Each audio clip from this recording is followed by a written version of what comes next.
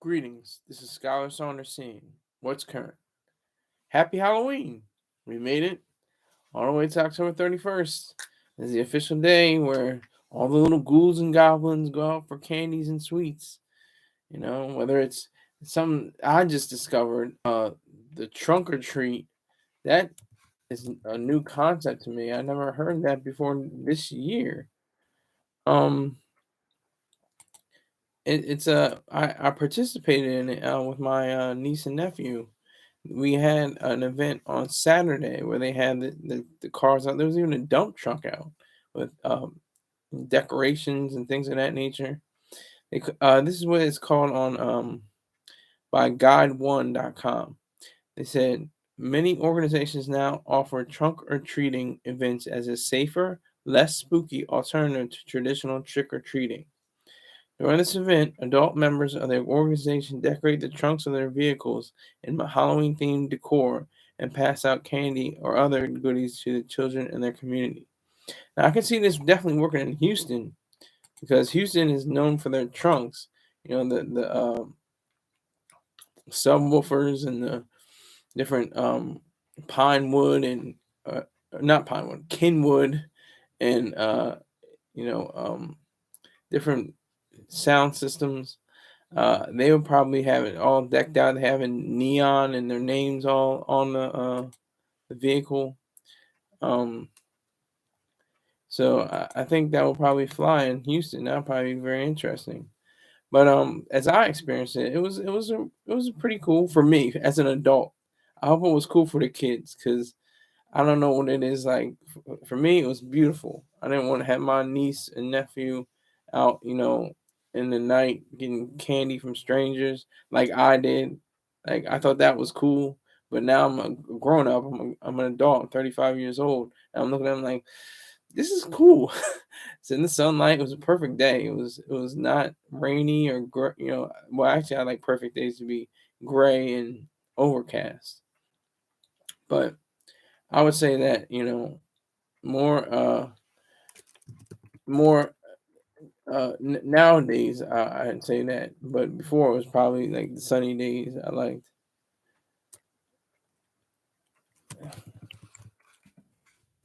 So that's what that like.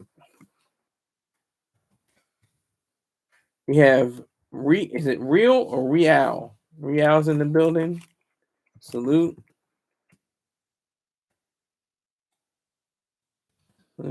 Goal.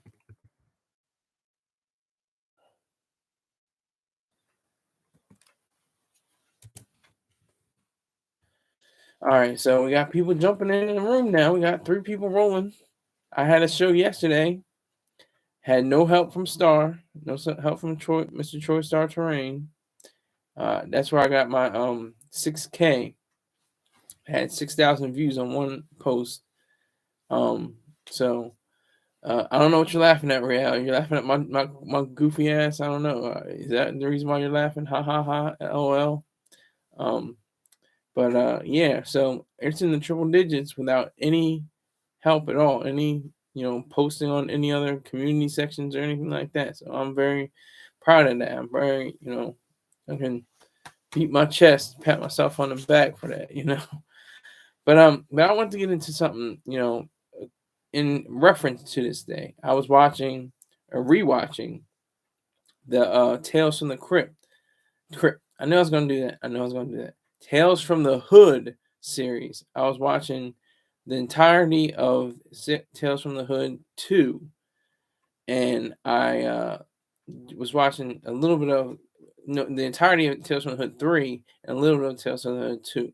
I had already seen Tales from the Hood, the original, so many times I pretty much have it memorized in my head, but I still have scenes I've forgotten. But I want to highlight an unsung hero in Hollywood who doesn't even play like Hollywood. He gets his cues from his executive producer Spike Lee, and he produced all the Tales of the Hood series from the first one to the third one.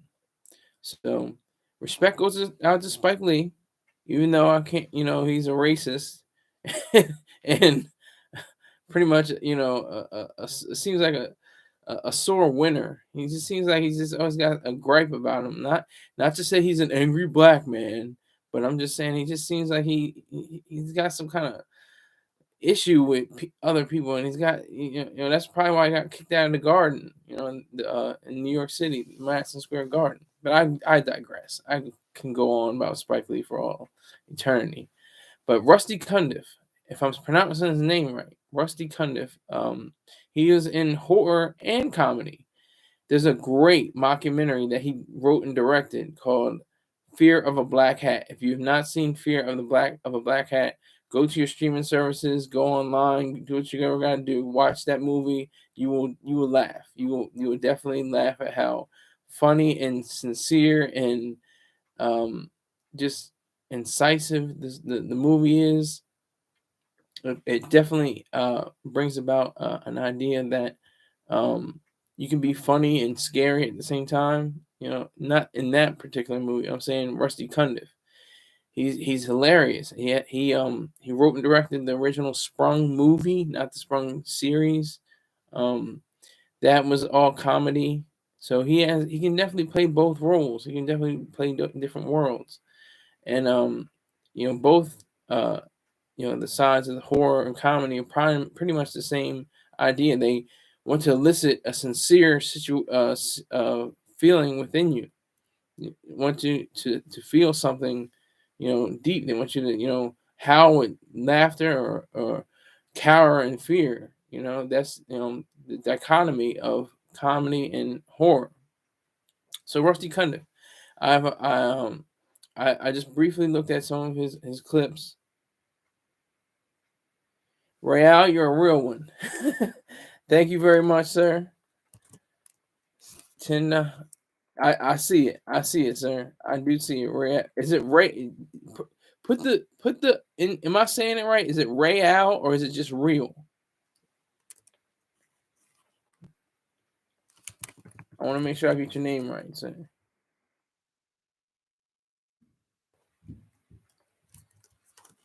I want to make sure that.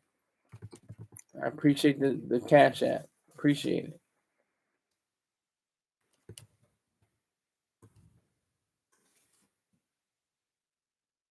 Yeah, Real for reality. Okay, so am I pronouncing it right though? Am I saying when I say Real, am I saying it right, or do you want to say real? Is it okay? Okay, gotcha. Cool. Happy Halloween.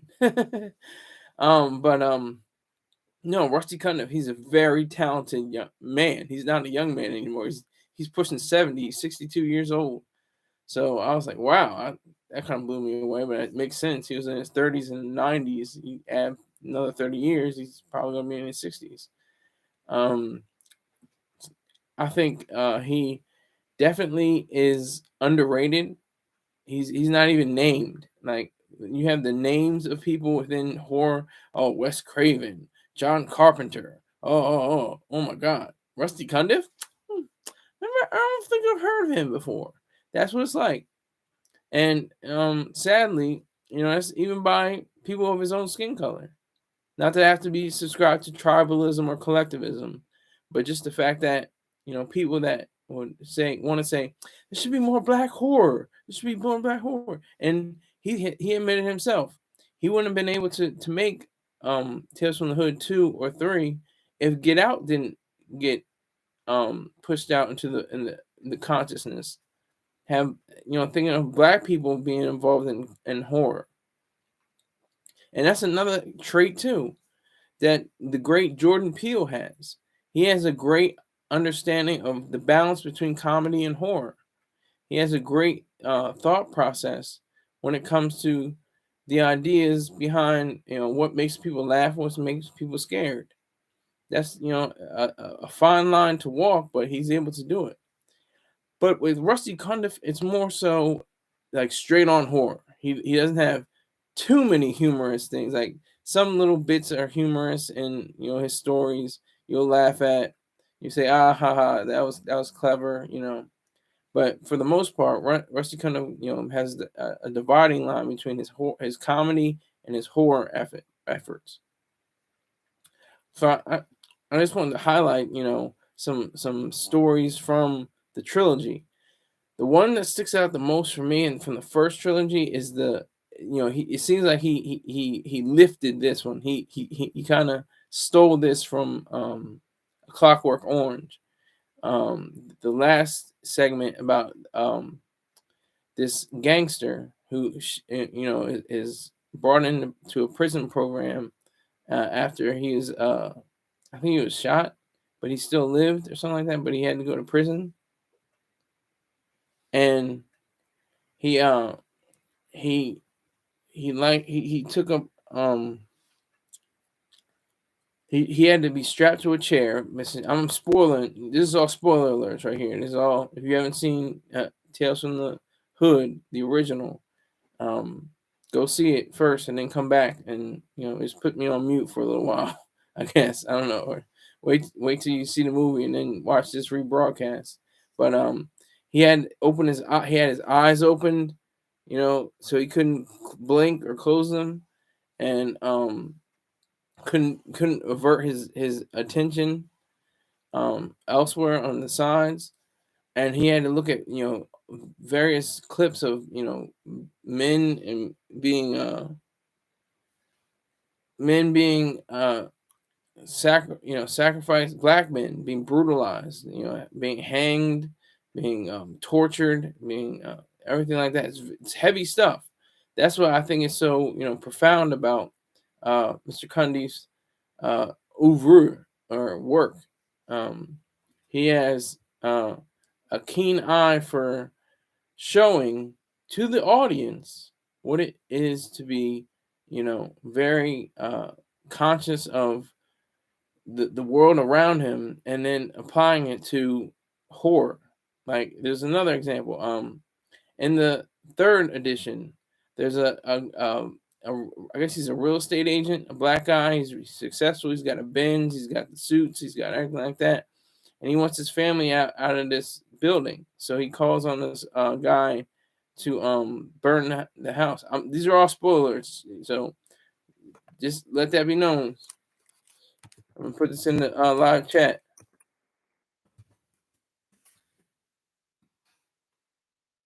And let everybody know. Spoilers ahead. Spoiler alert. So he's haunted by the family that is burned up in the fire that the guy sets, and the whole family dies, and but the little boy is bouncing a basketball the whole time. He's just boom, boom, boom, boom, bouncing a basketball, and when they die, the real estate agent he goes to his phone and he picks it up and he just hears basketball bouncing. I thought that was pretty. I thought that was pretty legitimate. That was interesting storytelling, interesting filmmaking. Um, like I said, Rusty Cundiff is definitely on that list of unsung heroes. There's another horror specialist. I forget his name was Bill Gunn. He just recently died.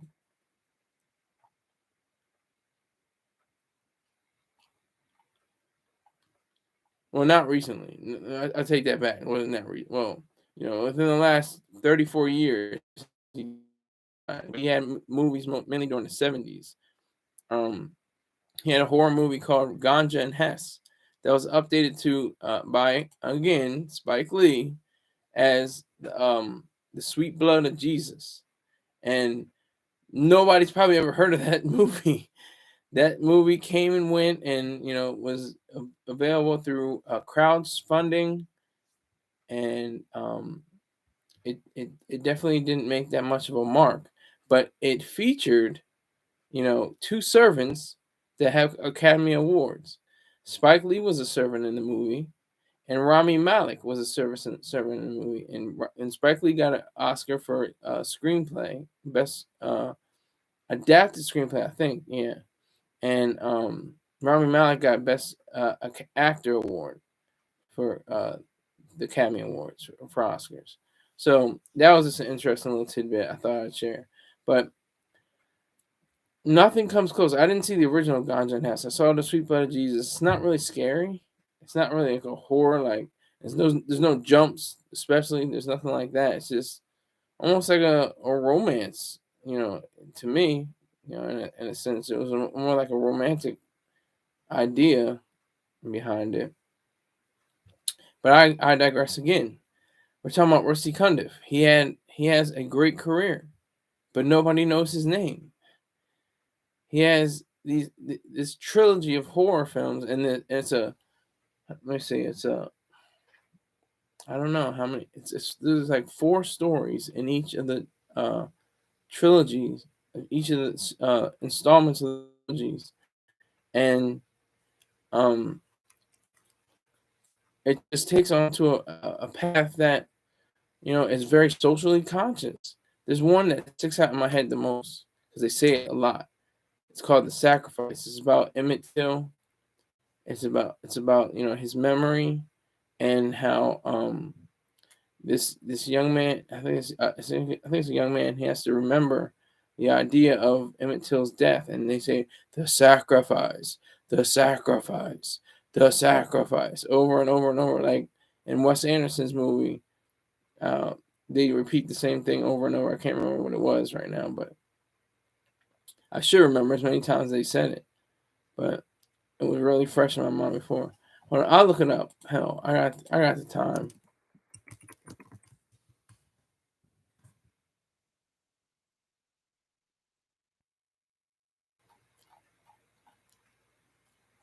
Hold on, I'm looking for it right now. Just give me a moment. I'm looking for it right now.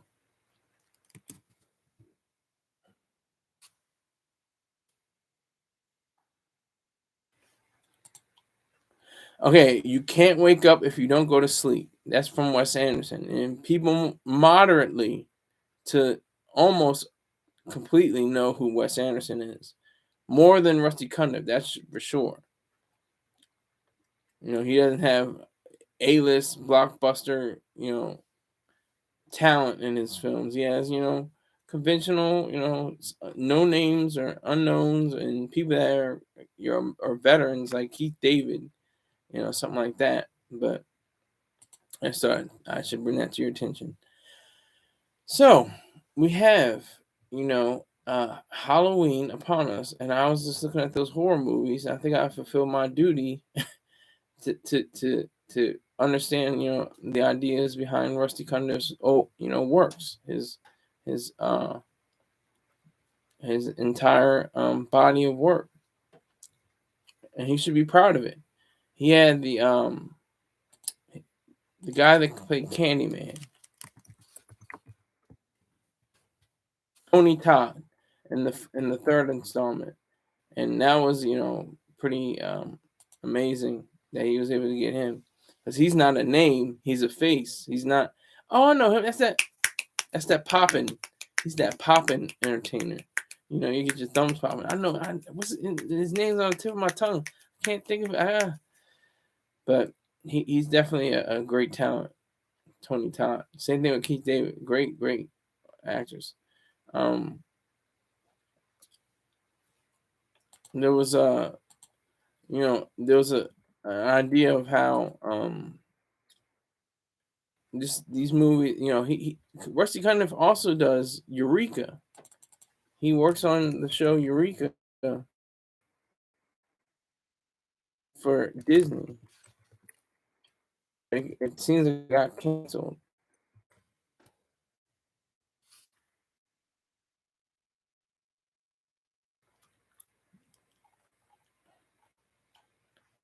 Doesn't look like it's been renewed.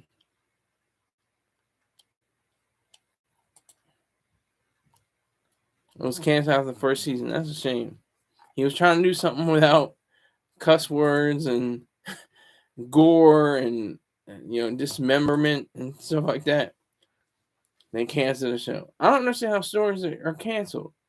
The only person that can cancel me is me, unless I say something stupid on YouTube. If I do something stupid on YouTube, they'll cancel it because of that, but not because of the viewership. Thank goodness. I'd be done a long time ago. But he was just trying out something that was vital to his psyche. It's a lot probably trying to do these horror movies, even though they're relatively good. Like, yeah, the ones that I remember, there's one that reminds me of Sunset Boulevard. If you haven't seen that movie, go see it. With Kim Whitfield, or is it Lynn? Hold on, let me make sure I get her name right. Let me get her name right. Yeah, Lynn Whitfield. Excuse me, Lynn Whitfield, and she's this old, singer, and she's way past her prime, and she takes it on a younger voice, a young lady, and steals her whole identity basically through supernatural means. Okay, okay. Let me get a little closer. Is the audio better now? Let me know. If the audio is better. I was probably too far away from the mic. Let me know. Thank you, Real. Short for reality. I might just call you reality. I don't want to disrespect you. I'm gonna just call you reality. But I appreciate you. Thank you for letting me know the audio is bad. Let me know if it's good or not. Testing, testing, 1 2 3. Testing, testing, 1 2 1 2. 1 2 1 2. All right. Does my mic sound nice? Yeah, so you have this trilogy. I mean, this is work. This is he has a co-writer and a co-executive producer. Can't you still can't hear me? Oh my goodness. All right, can you hear me now? Hear me now. Testing 1 2 1 2. Testing 1 2 1 2. Mic check 1 2 1 2. Mic check 1 2 1 2. I see on my end that the little monitor for the voice is still functioning. Let me know. Let me know if you still can't hear me. I'll shut the show down. I don't give a damn. I got my money. I appreciate it. um, no, if you can't hear me in reality, you can just read lips. No, I'm just kidding. You only see my mouth moving. Hold on. Let me do something.